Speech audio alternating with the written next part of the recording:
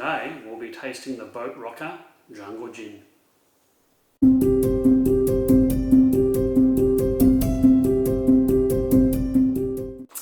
Hello, I'm Jo and this is Maximo, and we are Tipples and Treats. Today we are looking at this new gin to us. We have not tried this before. We haven't. This is the Jungle Gin from Boatrocker Brewers and Distillers. So they're brewers, beer, and distillers, spirits. Yes. And they are quite local to us, aren't They're they? in Braeside in Melbourne, which is probably an hour's walk away. Hour's walk, yeah. Probably 3 suburbs Across? or so. Yeah, quite close. Yeah. Yeah. And this Jungle Gin was inspired by the flavours of Southeast Asia, according to the tasting notes. Yes. And the distillers distill fresh kaffir lime leaves, which is, I think, unusual, ginger, lemongrass and kumquats, alongside their traditional ingredients such as juniper, coriander, angelica and orris. This is batch distilled and handcrafted in their distillery in Melbourne. You can always open these bottles much better than I can. You just carry on, I'm not so sure this time. So this particular establishment was founded in 2009 by Matt and Angelica Horton, and Boatrocker has certainly come a long way from their origins of crafting home brew and selling beer in the back of their car at markets and so on. So in 2017, Boatrocker became Boatrocker Brewers and Distillers, and later merged with the distillery called Hippocampus, which is a Western Australian distillery. They do quite a few other spirits and gins, including a raspberry gin. That'd be interesting. They do rums and also rye whiskies. Oh, is that a plastic cork? It is a plastic cork, yes. So they are actually open to the public Thursday to Sunday, and they do ship Australia-wide. So if you're interested in this and from Australia, you can probably order from their website, and we'll leave the link in the description. Let's pour some of this, shall we?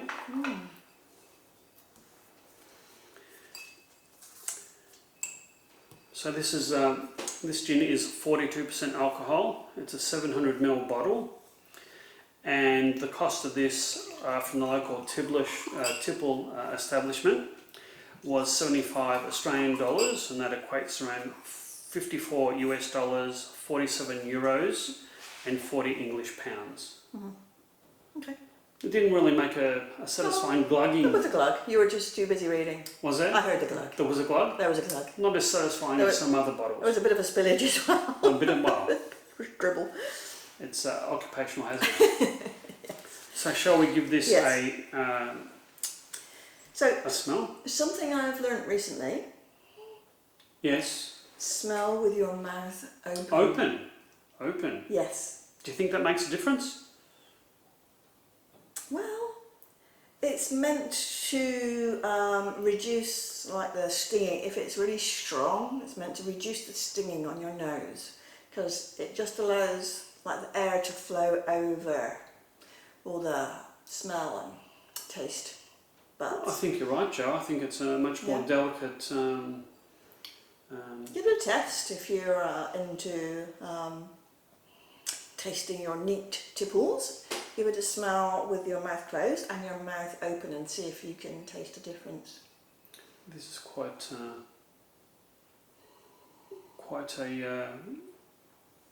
an aroma happening here.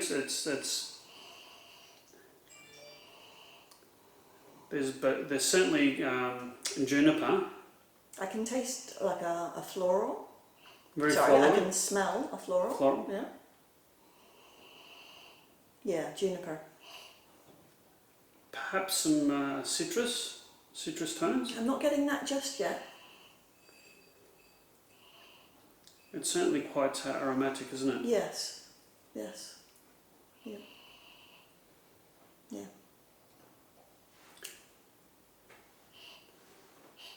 I'm just seeing if there's a difference between the nostrils. I wondered what you're doing there. Okay, I'm going for the taste.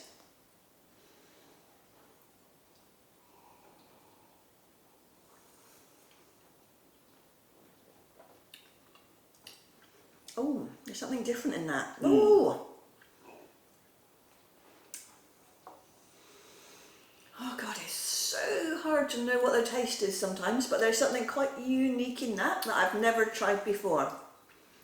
I think that's the lime leaves. Maybe it is. I think it's, yeah, I think it's the lime leaves. Tasted on the side of the tongue, for sure. It's quite spicy, it's quite peppery. I would have thought that the alcohol content was much higher than it actually is. It's quite warming on the mouth, isn't it? Quite warming.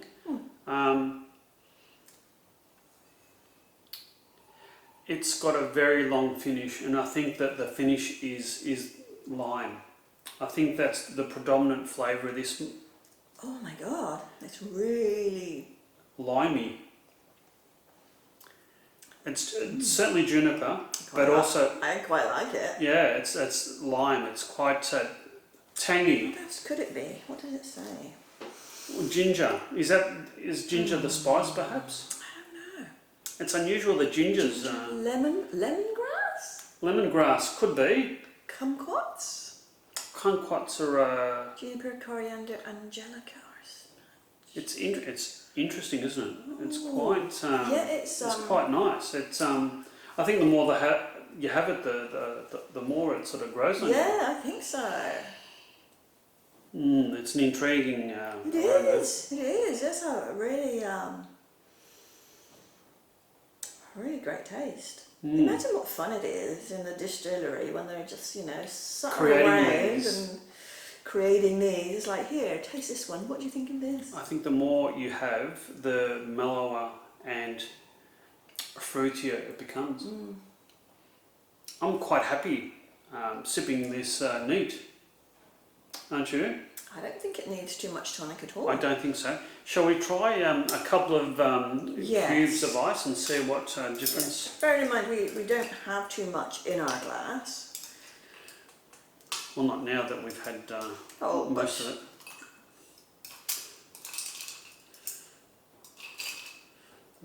Sliding with the ice. That's fine. The cubes have stuck together, Jo. I can still smell that one smell and taste, which is fascinating. It hasn't. If anything, it's opened up the aroma even more. Yeah. That taste, which I'm not sure what it is, seems more intense now.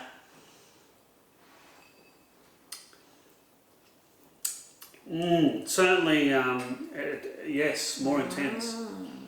I think a little bit of water mixing with the spirit sort of opens up the spirit, and I think some of the water-soluble components of the gin, some of the oils get released, and I think perhaps certain spirits it actually enhances and brings out the flavours even more.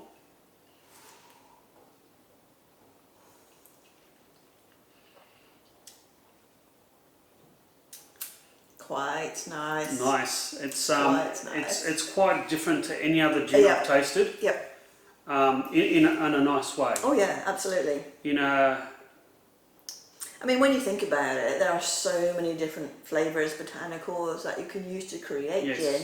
It's not really surprised that they're all different, but yeah, that's really lovely. It is. It's quite nice. I'm happy to drink that Let's- from the rocks. Let's add some tonic, but I think there's not much to add to this. It's a very small amount of tonic. Just a little bit of tonic. I think that's sufficient, and Okay. that's not much. I usually have a lot more tonic.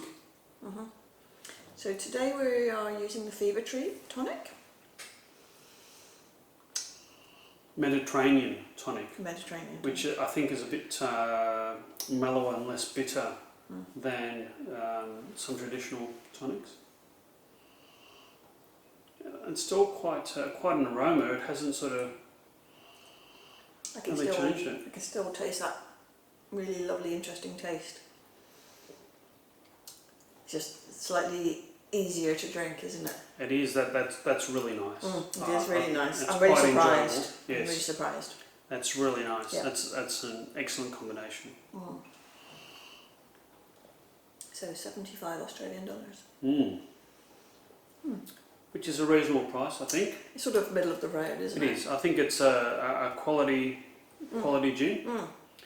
And I do like to support the local distillers. I think not only is it supporting our local industry, but I think it's being environmentally responsible in that this has got not very far to travel. Yeah, there's no airfares or air travel or... You buy a ticket for your gin bottle. Well, for this one I'd consider it. First class? Well, let's go far. Not too far, too far. But I think it's important to drink locally, and it's as important to eat local ingredients and support local industry. I think everyone should do that. But this has been quite an enjoyable gin. I wonder if they do other gins. I haven't researched that. Or I think they do the raspberry gin. And I think of course you mentioned that. Yeah. They do, and I think they do a more traditional gin. But I saw this at the local Tipples establishment, and I thought a jungle gin. And I think jungle sort of invokes heat and spice and the jungles of Southeast Asia. So when we open up, this could be one of our first trips out. It could be. Yes. We could sample some of their gins and other spirits. That might be one of our to-do list activities. Yep. It's So been very nice. Yes, very nice. Have you tried this one?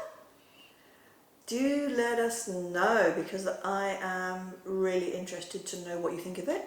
Have you tried any other gins from Boatrocker or anything else that they make? So we might try some of their other stuff, I guess. We might. That was very Endless nice. things to try. We're never going to run out of things There's to try. so many nice gins that are There are not only made in Australia but made in Victoria and Melbourne. Yes, absolutely. Yeah, I don't think we've even scratched the surface of it. I don't think so. I think we've got hundreds of reviews to go. Yes. Not to say we won't throw in the odd more exotic gin or any other spirit. Or whiskey. Or unusual spirits. Is it?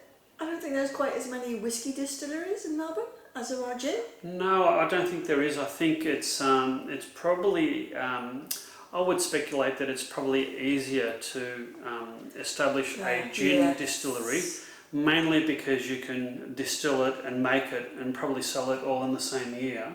Yes, whereas whiskey is I think it'd be a minimum of 4 years of barrel aging before you can sell a whiskey, and that's quite a substantial sort of cash flow injection, and you'd be sort of starting and not selling anything for a number of years. So I think it's probably a more affordable and cash flow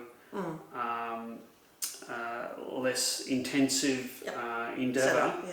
But I wouldn't be surprised if some of these distilleries do eventually start making some whiskies. Perhaps they're distilling it right now and it's aging in some barrels, ready to launch. You never know. I know the Boatrocker do whiskies and other spirits. So I think they've been established since 2009. So they've got at least sort of 10 plus years of history. So I think that may enable people to branch out into other spirits. Yes.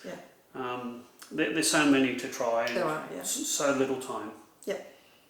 So once again, let us know if you've tried this, or let us know if you want us to try one of your favourite Tipples, and we'll let you know what we think.